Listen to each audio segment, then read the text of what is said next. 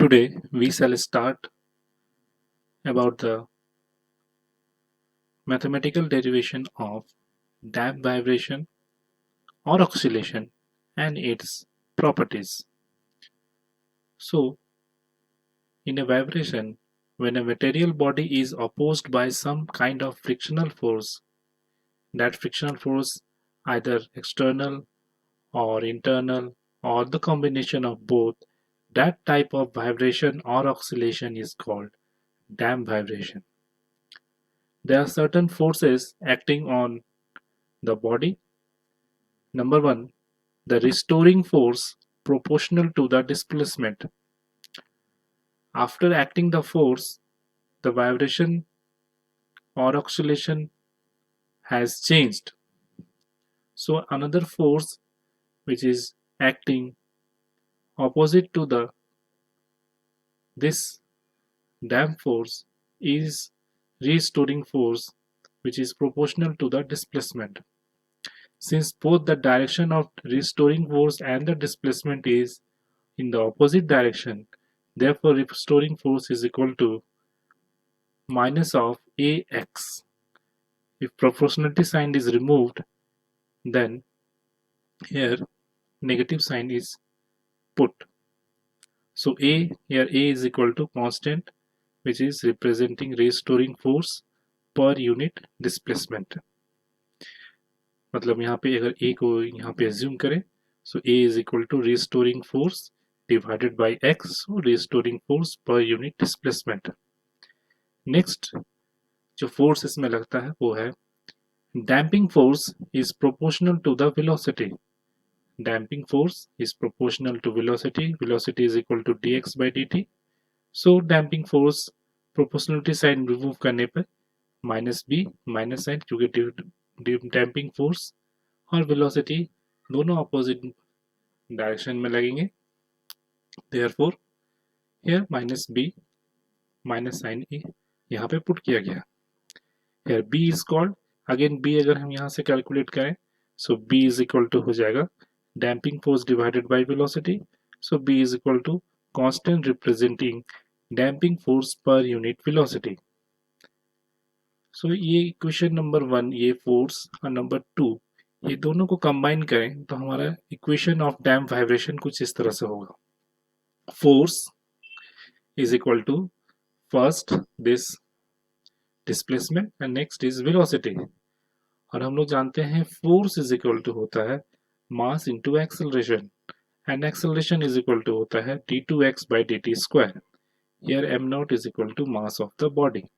So m naught d2x by dt square is equal to minus ex, first force जो लगा, and next velocity component minus b dx by dt.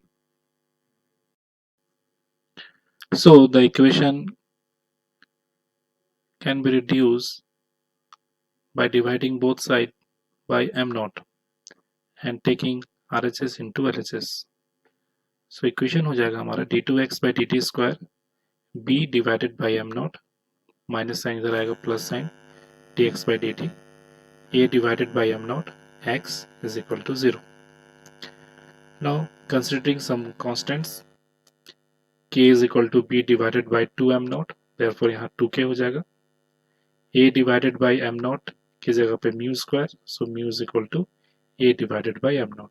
This k is called damping constant of the system, representing half of the damping force per unit mass per unit velocity.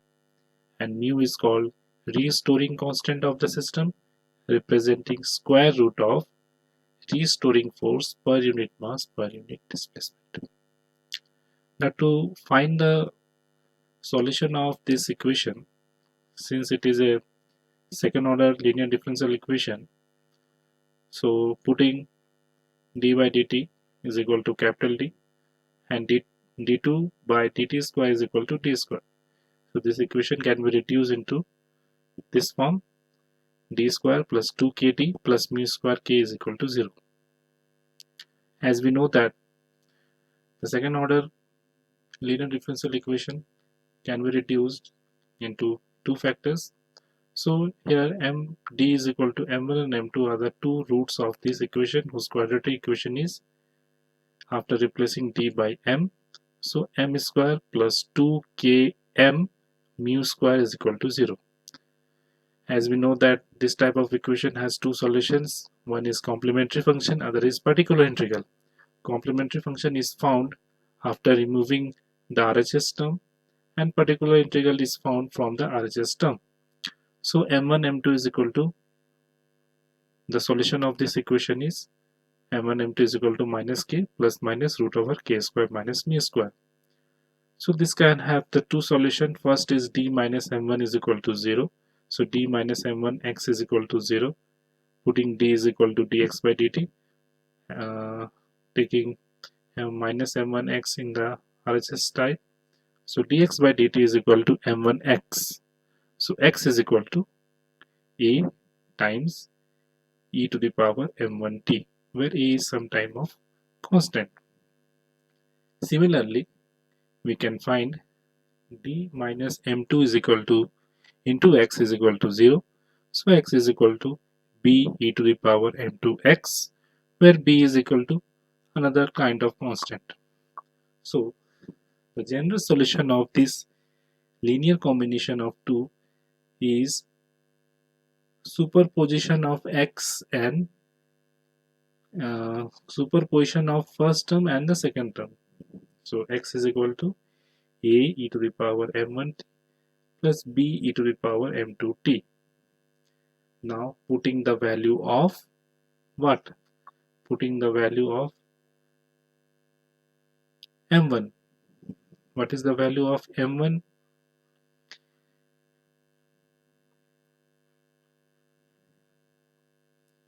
m1 or m2 is equal to minus k plus minus root over k square minus mu square. So taking m1 is equal to plus sign and m2 is equal to minus sign. So a e to the power minus k plus root over k square mu square into t, and b e to the power minus k minus root over k square minus mu square into t. Now taking k square minus mu square is equal to m, this equation can be reduced into x is equal to e to the power minus kt. e to the power minus kt का term एक यहाँ पे और e to the power minus kt का term एक यहाँ पे होगा, इसलिए इस दोनों को हम लोग कांस्टेंट को बाहर निकाल लिए हैं. Next term a e to the power mt and b e to the power minus mt ये अंदर रह जाएगा, तो ये इसका एक सॉल्यूशन होगा. After the general solution of damping oscillation, there are certain cases depending upon the value of k and mu. As we know that the value of m is equal to root over k square minus mu square. So three cases arises, and there are three types of damping. Number one, heavy damping. Since k is the damping factor which is acting on term mu, so when the body is heavily damped, that is k is greater than mu. अगर k का value mu से बड़ा होगा तो obviously है कि ये जो टर्म है रूट का टर्म, ये क्या होगा? पॉजिटिव होगा. So hence this, in this case, root over k square minus mu square is real and less than k. Hence both the exponent, first exponent is minus k plus mt, next is minus k minus m. So both the exponent minus k plus m and minus k minus अगर common ले लें यहाँ पे k plus m are negative. It means that displacement x of the body gradually decreases. चूंकि value negative हो रहा है, इसका मतलब क्या है? बॉडी का डिस्प्लेसमेंट जो है वो ग्रेजुअली डिक्रीज करेगा with respect to time. This is the body when once displace quietly comes to the position of the rest, और धीरे धीरे वो अपने पोजीशन रेस्ट की ओर जीरो पे आ जाएगा without performing oscillation. Such type of motion is called over damping और over damp motion. It is indicated by the curve. ये मैक्सिमम वैल्यू है, धीरे धीरे ये डिक्रीज होके लास्ट में यहाँ तक आ गया. ठीक है, ये फिगर 1 इसको रिप्रेजेंट कर रहा है. When the body is taken is one side and taken released, the damp motion is represented by curve 1, that is A. And when body is projected from mean position, किसी mean position से project कर रहा है high position, फिर ये अपने zero position पे आ जाएगा, तो इसको ये कर्व B रिप्रेजेंट करेगा. Now next case is when the damping is small, that is K is less than mu. इस केस में जो रूट का टर्म है वो k square less than mu है, तो ये ऑब्वियसली ये टर्म जो है ये नेगेटिव हो जाएगा. और हम लोग जानते हैं कि नेगेटिव का रूट एक इमेजिनरी क्वांटिटी होता है. सो इसके लिए हम लोग माइनस कॉमन ले लेते हैं यहाँ पे, क्योंकि यहाँ पे माइनस होगा k का टर्म, तो माइनस कॉमन ले लिए तो ये हो गया mu square minus k square, ये माइनस रूट को हम लोग बाहर ले लिए. और minus root 1 is equal to हम लोग जानते हैं आई होता है, सो आई, और इस टर्म को हम लोग मान लिए सब्स्टिट्यूट कर लिए omega, where omega is equal to mu square minus q square का स्क्वायर रूट. सो टर्म हो जाएगा हमारा x is equal to e to the power minus k t, यहाँ पे था एम टी, तो एम टी के जगह पे हो गया आई ओमेगा टी, और यहाँ पे था minus M T, so E to the power minus I omega T. अब हम लोग जानते हैं कि E to the power I X का वैल्यू होता है cos theta plus I sine theta, so ये हो जाएगा cos omega T plus I sine omega T. उसी तरह से E to the power minus I theta का वैल्यू होता है cos theta minus I sine theta, so cos omega T minus I sine omega T.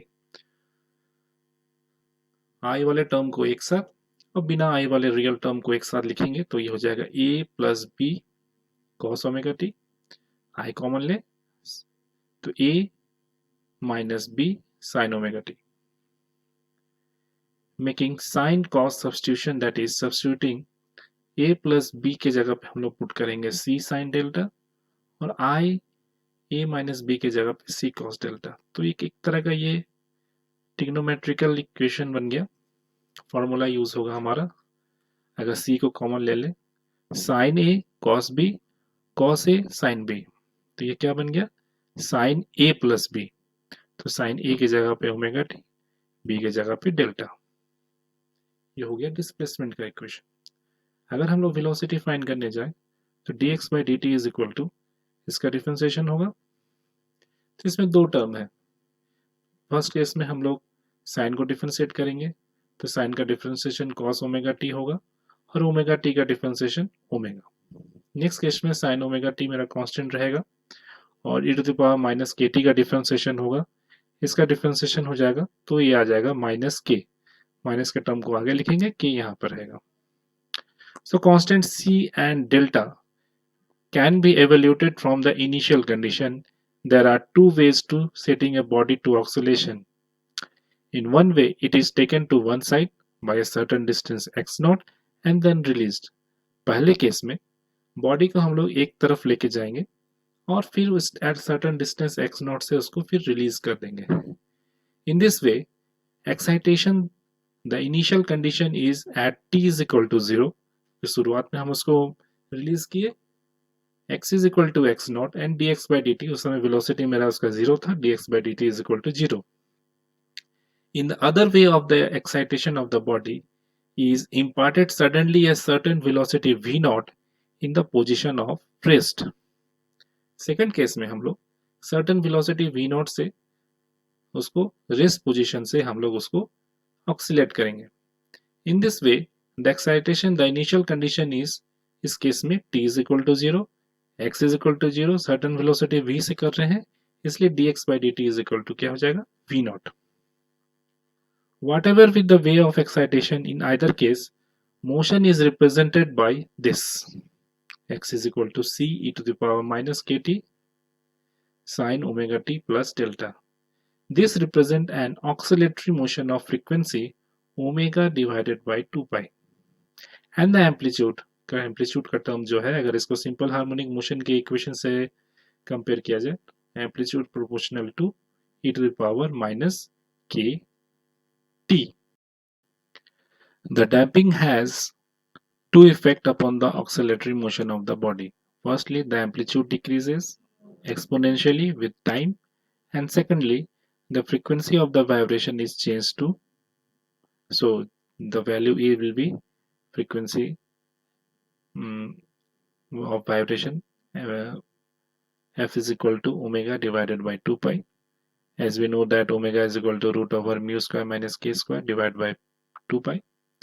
Taking out mu as a constant, mu अगर बाहर निकाल लें हम लोग तो रूट से बाहर निकलेगा तो ऑब्वियसली यहाँ म्यू हो जाएगा, और चूंकि म्यू बाहर निकाल रहे हैं तो यहाँ पे k म्यू स्क्वायर से डिवाइड हो जाएगा.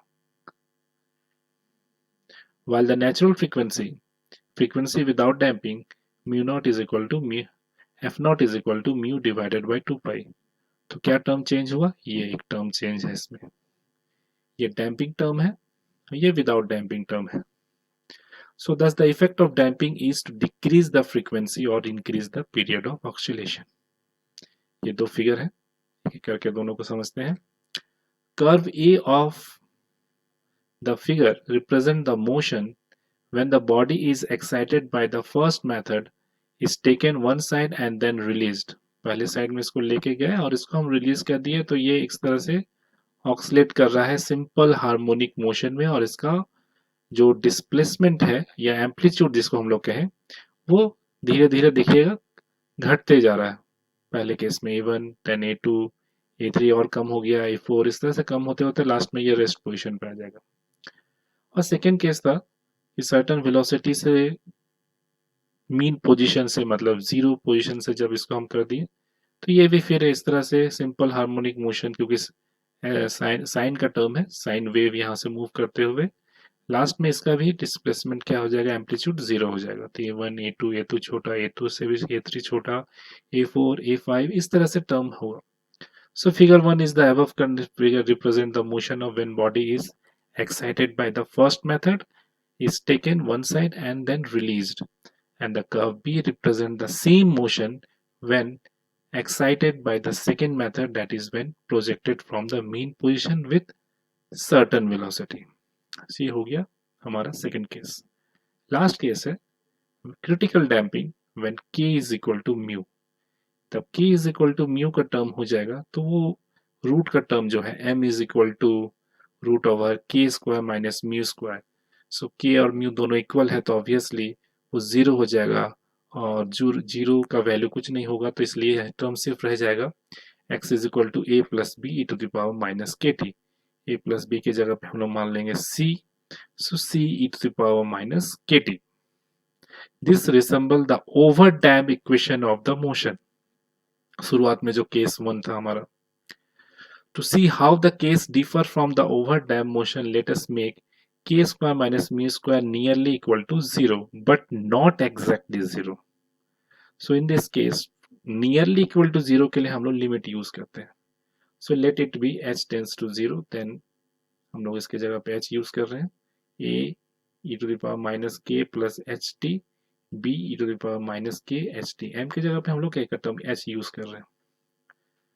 Now expanding exponential and neglecting the higher power of x, हम लोग जानते हैं e to the power x का डेरिवेशन क्या होता है 1 plus x square divided by factorial 2. इस तरह से ये बढ़ते हैं. तो पहला टर्म हम लोग यूज कर रहे हैं a प्लस x की जगह पे ये टर्म है तो 1 plus ht. नेक्स्ट टर्म इसके लिए हो जाएगा e to the power minus kt बाहर निकाल ली, e to the power minus h है तो ये हो गया 1 minus ht. सॉल्व करेंगे तो हमारा ये इक्वेशन आएगा, a और b के टर्म को एक साथ और h वाले टर्म्स को एक साथ लिखेंगे तो ये टर्म आएगा.